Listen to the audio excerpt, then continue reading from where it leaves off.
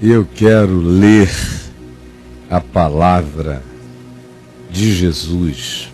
Amém. No Evangelho de Lucas, no capítulo 18, a partir do verso 9, quando Jesus propôs uma outra parábola aos que o estavam ouvindo. Ele tinha acabado de dizer no verso 8: contudo, quando vier o Filho do Homem, achará porventura fé na terra? Referindo-se àqueles que oravam com perseverança e não desistiam. Ele disse: porventura, quando o Filho do Homem voltar, encontrará sequer esse tipo de expressão de fé que busca em Deus a sua solução? E o que ele nos ensinou a pensar é que a resposta é não. Quando o Filho do Homem voltar, não achará fé na terra. Ela vai estar escassa. Depois de dizer isso, ele lhes propôs uma parábola, referindo-se ao fato de que haveria religião na terra quando o Filho do Homem voltasse. Haveria muito pouca fé na terra. Religião, rito, culto, oferendas, sacrifícios, muita gente fazendo. Agora, aquela fé que crê tanto que Deus é Deus, que o molesta e move a vida com a decisão da fé que não duvida, essa vai estar em processo de morte, como já está entre nós. Propôs Jesus esta parábola a alguns dos que confiavam em si mesmos por se considerarem religiosos,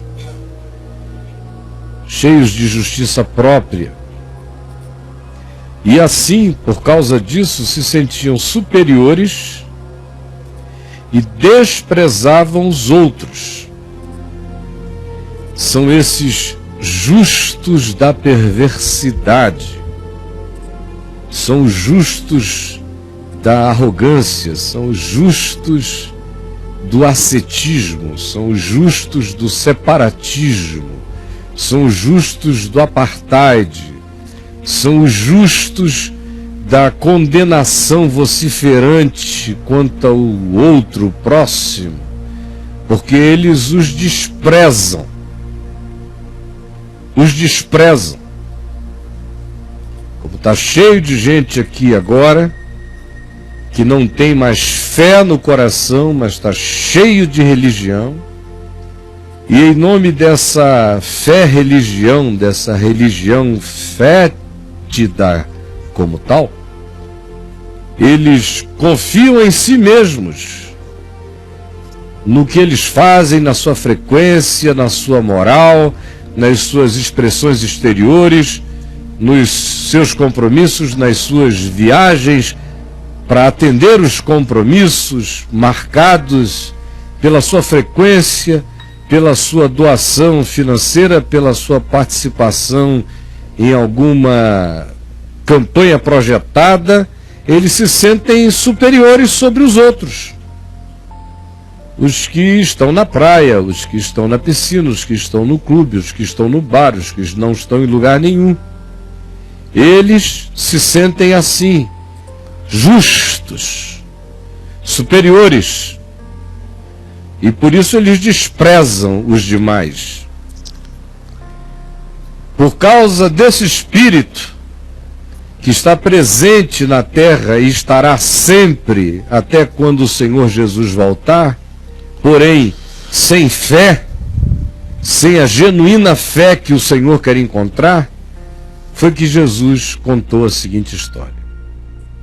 2 homens subiram ao templo com o propósito de orar.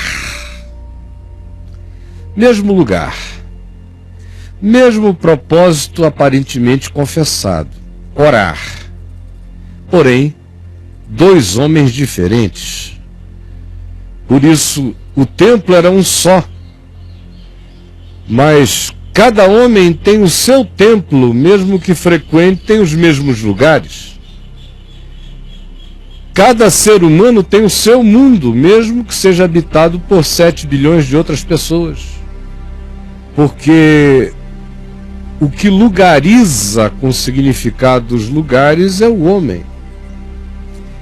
Desde Adão ele nomeia as coisas, mas desde sempre ele dá o significado para as coisas que habitam seu coração. Por isso aqui é um templo, um só objetivo confessado, orar.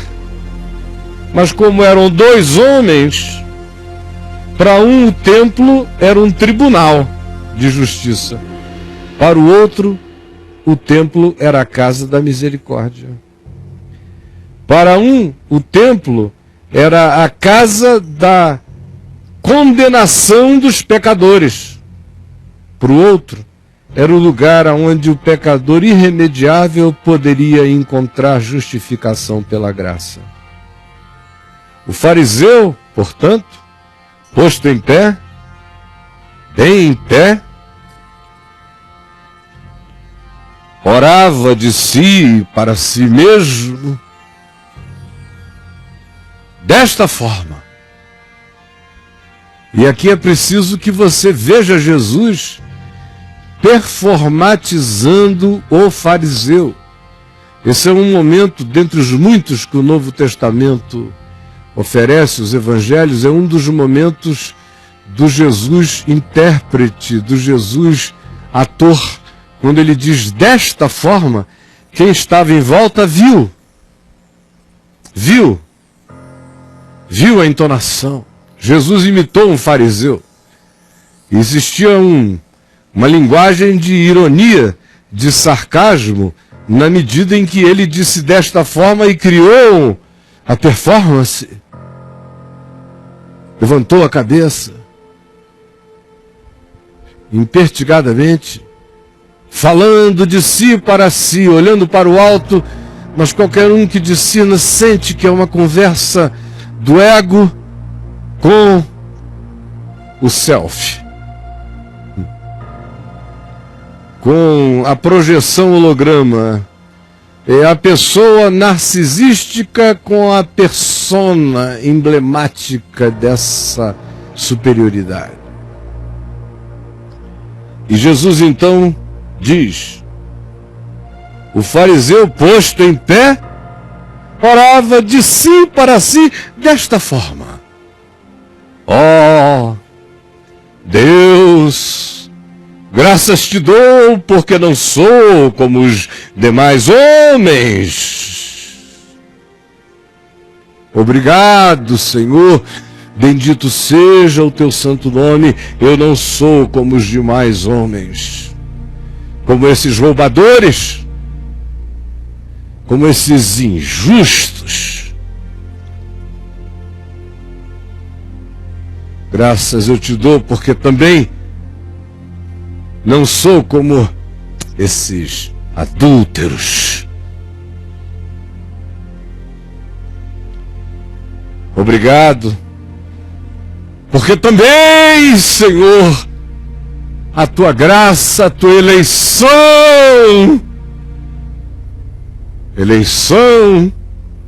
por causa do teu compromisso com os votos feitos a Abraão, os quais eu cumpro e obedeço fielmente. Graças, eu também não sou como este publicano, desprezível coletor de impostos, agiota safado. Graças eu te dou, porque eu também não sou como este gay. Graças eu te dou, porque eu não sou como essa prostituta. Graças eu te dou, porque eu não sou como o Papa Francisco. Graças eu te dou, porque eu não sou como o Caio Fábio. Graças eu te dou, porque eu não sou como Edir Macedo. Graças eu te dou, Senhor, porque me iluminaste com o Evangelho da Graça. Eu não sou como Silas Malafaia.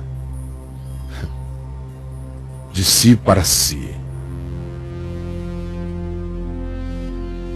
Porventura, quando vier o Filho do Homem, encontrará fé na terra? Ou apenas a expressão da arrogância, da descrença, do coração vazio, seco, morto e incrédulo, mas viciado nas brigas em nome de Deus, nas suplantações do próximo em nome de Deus e na ideologização do nome de Deus. Até quando oram, fazem-no de si para si, porque não há Deus neles. Já o outcast, o marginal, ao olhar do fariseu, marginalizado, desprezado, fosse ele quem fosse, nos dias de Jesus aqui era o publicano. Nos nossos dias, quem é? Quais são? Quem são? São milhares que os fariseus transformam em publicanos todos os dias, dando graças a Deus por não terem nascido ou se tornado como eles. E ainda dizendo, eu jejuo, eu dou o dízimo de tudo quanto eu ganho, eu participo de todas as campanhas. Obrigado porque tu me fizeste cabeça e não cauda. Aleluia. Era Jesus interpretando o fariseu. E imaginem os fariseus se vendo interpretados. E as autoridades do templo vendo a comunicação de Jesus impregnada de um realismo livre, que para alguns soava até como sarcasmo, até como ironia, e era uma linguagem irônica e que rasgava apenas o coração dos que precisavam ser rasgados, porque os demais se edificavam entendendo. E nos seus corações dizendo, graças a Deus, existe agora aqui entre nós alguém que não se impressiona com performances. E Jesus prosseguiu na sua interpretação. Da mesma forma, ele disse, ali estava o publicano, no mesmo lugar, com o propósito de orar, mas era um outro homem, portanto era uma outra oração. Dependendo do homem, assim será a oração. Dependendo do homem, assim será a sua oração. Não existe possibilidade de divorciarmos o homem da sua oração. A oração do homem é quem ele é. O homem é a sua oração. Portanto, o publicano, estando em pé, longe, no cantinho, bem distante, afastado, nem ousava sequer olhar para lugar nenhum, lá no seu canto. O publicano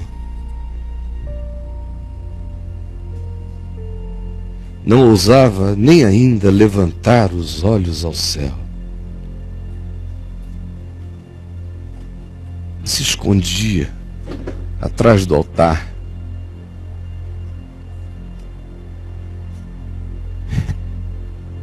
E apenas batia no peito de longe, dizendo, ó Deus, sê propício, misericordioso e gracioso para comigo, porque eu sou um pecador.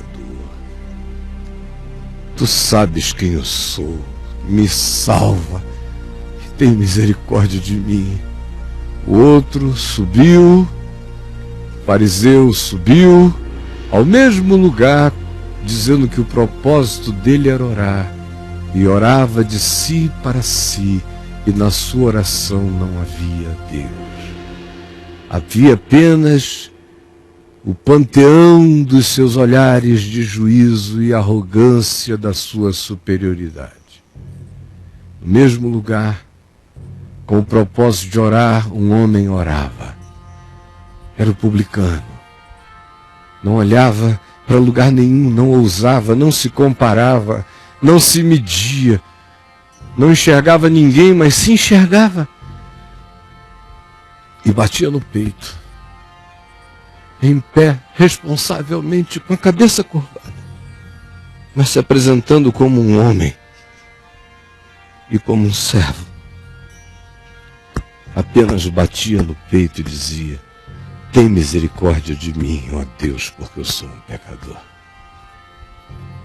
E Jesus prossegue e diz: digo-vos que este que eu acabei de mostrar para vocês, desceu justificado para a sua casa, e não aquele primeiro, o fariseu, porque aprendam isto para sempre. Todo que se exalta aos seus próprios olhos, se sente superior, se trata como um filho de Deus, não para servir ao próximo, mas para demandar respeito, obediência, dignidade, e impor suas vontades, ainda que sejam praticadas em nome de Deus e do Evangelho, mas se forem feitas no espírito da exaltação tirânica, dominadora. Todo aquele que se exalta, não importa qual seja a motivação, nem com que atitude, todo aquele que se exalta será humilhado. Mas todo aquele que se humilha diante de Deus, este será exaltado. E aí Jesus disse que um homem foi embora para casa justificado, perdoado. O publicano não foi perdoado para que no dia seguinte ele enganasse mais, roubasse mais, mentisse mais. Não. O amor de Cristo nos constrange quando o perdão de Deus nos alcança e a gente sabe pela fé que foi perdoado. A raiz dessa consciência do perdão nos penetra e nos gera um constrangimento para a vida. O indivíduo justificado, perdoado, não quer mais transgredir contra aquele que o perdoa com tanta graça e misericórdia, se em ternura para a santidade. E aí Jesus disse: havia um outro homem.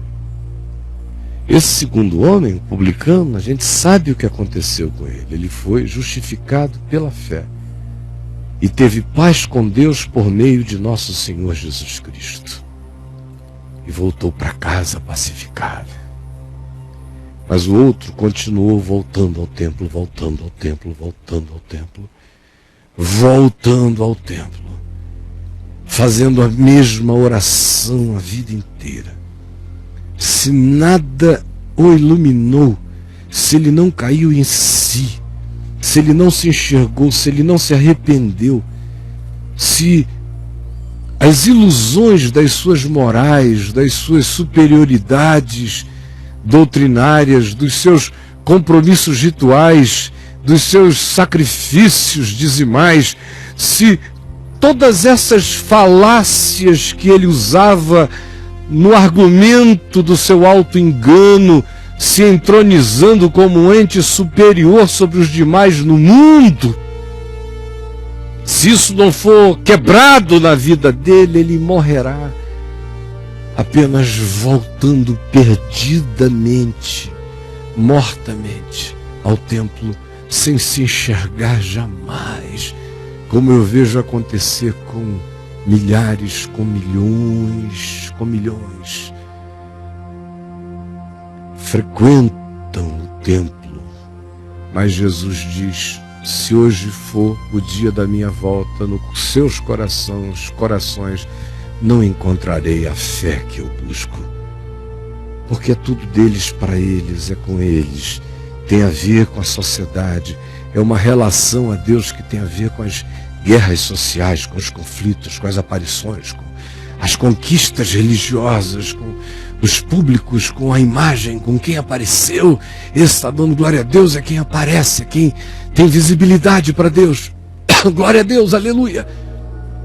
Essa é a religião. A maioria das pessoas, essa guerra maldita aqui, tudo de si para si. Nada com Deus. Nada com Deus.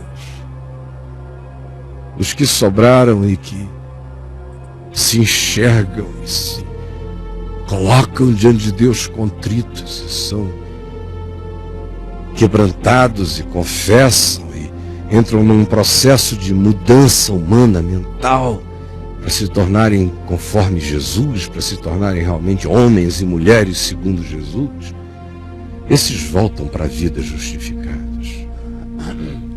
Aqueles, porém, que insistem nesse engano, a história deles fica em aberto.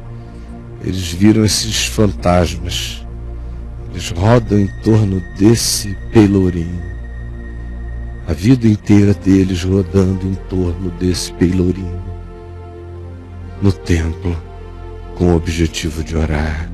Graças te dou, ó Deus, porque não sou como os demais homens, nem como os pecadores, nem como os adúlteros, nem como os desgraçados pagãos da terra. Graças te dou, porque eu jejuo 2 vezes por semana, eu frequento todas as campanhas, eu participo de todas as coisas, eu não falto com o meu dízimo, eu deixo até um monte de gente passando necessidade na família, mas com o dízimo do Senhor você sabe que eu não falto.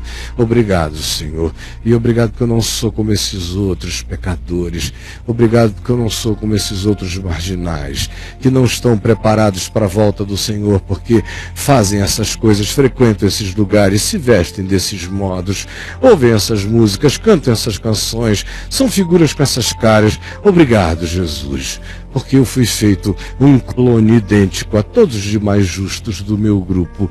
Obrigado. Viverá assim, nesse pelourinho, vai ficando tonto, agonizante, com vertigem, sem vida, até o fim da existência. E o que lhe acontece? O que acontece com essas pessoas? Em primeiro lugar, elas perdem a alma.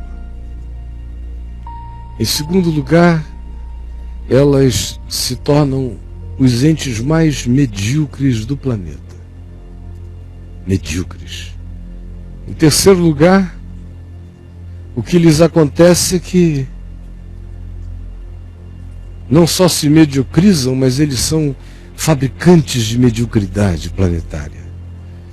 Em quarto lugar, eles se enchem de frustração, de ódio, de raiva e passam a ser os grandes estimuladores do mesmo espírito nos outros. Eles ficam burros porque a mente deles, até do ponto de vista neural, rodou tanto que fez uma sinapse única. Eles não conseguem pensar fora daquele círculo fechado. É uma cadeia de pensamento. Você fala, mas eles não entendem, ficaram impedidos de conseguir pensar, doentes. Em sexto lugar, acontece que, pela muita repetição, eles vão ficando obrigados a manterem publicamente diante dos outros o que eles confessam sobre si mesmos e mantêm-se comprometidos a apregoar esse Deus do apartheid contra os demais.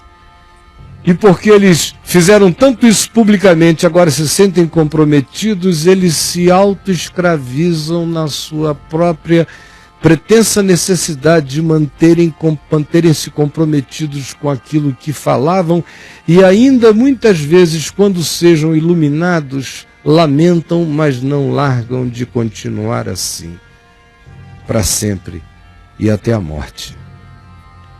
Uma pessoa assim fica muito burra de pensamento, não existe a menor chance de qualquer capacidade reflexiva se desenvolver nessa mente. Uma pessoa assim que não se enxergue nunca conseguirá de fato pensar é uma prerrogativa de quem se enxerga. Quem não se enxerga não pensa. Tem formulações intelectivas funcionais, mas o pensar é mais profundo do que o realizar inteligente funcional. Esse pensar, saber de si, que é o que abre a inteligência e a sabedoria no coração, só acontece em quem se enxerga. E tais pessoas não se enxergam, por isso emburrecem espiritualmente. Ficam completamente tapadas mesmo, burras, entupidas no espírito. Perdem toda a sensibilidade poética, humana, romântica, perdem as sutilezas, perdem a capacidade de perceber o que não é dito, só é insinuado com leveza, porque se tornam trogloditas. Trogloditas são almas trogloditificadas. Por isso eu pergunto a você, agora, o que viver em nome de Jesus, de si para si, fez de mal à sua vida? O que viver religiosamente de si para si mesmo fez de mal à sua vida? Quais as sequelas que deixou? O que a religiosidade do fariseu ensimesmado produziu de sequelas na sua vida? Pode ser que você diga, mas eu nunca fui esse cara. Um pouco, mas nunca tão assim, Caio. Mas tinha meus truques. Todo mundo tem. O problema é que você foi ensinado, pastoreado, conduzido por esse espírito tantos anos, que mesmo que você não faça, você ficou impregnado dele sem sentir. Sabia? Por isso eu quero que você me responda a pergunta que vai aparecer aí. O que foi que a religiosidade sem evangelho deixou de sequelas no seu coração? O que viver em nome de Jesus de si para si fez mal à sua vida? Não está tão bem formulada essa pergunta. Mas na realidade, o que eu quero que você me responda é isto. O que a religião sem evangelho deixou de sequelas na sua vida? O que a religião sem evangelho deixou de sequelas na sua vida? A religião dos fariseus. Você consegue enxergar as sequelas, pelo menos? Quem sabe você está hoje ainda dentro da Matrix, do esquemão. Esteja até com raiva aí de mim, me xingando, zangado, desgraçado. Ah, pai, você não sabe, parece até que eu vejo. Mas eu fico assim, tranquilão, porque eu sei o que o Espírito Santo está fazendo. Eu sei, olha aqui nos meus olhos. Eu sei o que o Espírito Santo está fazendo. Pode ser que você esteja saindo do processo. Quem sabe você já deu passos mais adiante, você já percebeu as sequelas da dificuldade de entender, de perceber, de pensar, de compreender, como a gente fica ali preso tanto tempo que quando sai tem vertigem, não sabe, se encolhe, se apavora. Tudo é chocante. Mas se o processo do Evangelho vai crescendo em nós, e chega a hora que a gente enxerga, e aí tudo vai ficando claro, aí de repente tudo fica simples, que a pessoa até diz, não, eu acho que eu sempre soube isso, e eu fico me lembrando, né? Graças a Deus você até esqueceu, meu querido, minha querida, da sua burrice, graças a Jesus. Porque agora está simples porque a luz chegou. Mas antes, apesar de tudo ser muito simples, a cabecinha de ameba não alcança essa simplicidade. A doença desse aprisionamento, como diz Paulo em 2 Coríntios no capítulo 3, é como um véu na face que o Deus deste século usa para cegar o entendimento daqueles que são religiosos, mas vivem sem fé na graça de Deus.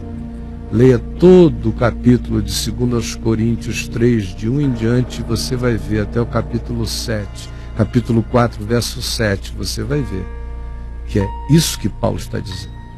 O diabo adora usar a religião para produzir rito sem Deus, culto sem Deus, oferta sem Deus, jactância, arrogância, o espírito denunciado por Jesus na sua performance teatral no templo. Adora, ele cega o entendimento, o cara não enxerga mais e fica preso nesse círculo, até que a luz da graça ilumina. Aí você começa a ver. E se a luz chegou e você começou a ver, identifique as sequelas. As sequelas. Não basta apenas você identificar o engano. Tem gente que fica o resto da vida falando, olha o engano, olha o engano, olha o engano, sequeladão. Todo sequelado, olha o engano, olha o engano, olha o engano, nervoso, neurótico, brigão. Aquilo não. Calma, meu irmão.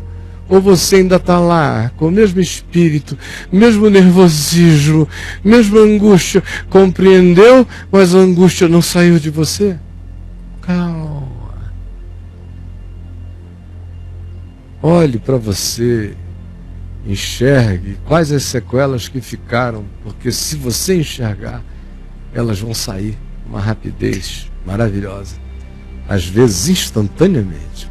Você vai conhecendo o que seja verdade no seu coração e batendo no peito, e a verdade liberta, justifica, pacifica, coloca você num novo modo de viver. Sempre foi assim, sempre será assim, nunca será diferente. Este é o caminho, a verdade e a vida. Agora me responda essa pergunta anonimamente, como quem se ajoelhou e falou com Deus e confessou: Senhor, eu ainda carrego isso, ou eu tenho ainda, ou eu fiquei viciado nisso, quando eu vejo eu estou fazendo, ou eu me apanho com ódios que eu não sei de onde vem, eu tenho ainda muita raiva, eu ainda sou muito pesado, moralista, eu sou mal-humorado, eu fiquei assim, burro. Tudo é difícil de entender fora da cartilha onde eu fui configurado. Fale como quem está se vendo e falando com o Pai. Você vai se enxergar. Ó Espírito Santo, ilumina todos os que queiram se enxergar. Até quem chegou hoje aqui com a maior hostilidade, eu quero pedir que teu Espírito esteja gerando no coração dessa pessoinha essa impossibilidade dele ou dela fugirem da verdade, porque nós nada podemos contra a verdade, senão em favor dela. Salva-nos de colocarmos-nos contra a verdade que nos seja revelada pelo Evangelho, pelo Espírito Santo, pelo Espírito da vida. Por favor, abre o entendimento de cada um. E que hoje seja um dia de muita graça e de muita libertação. Em nome de Jesus. Amém.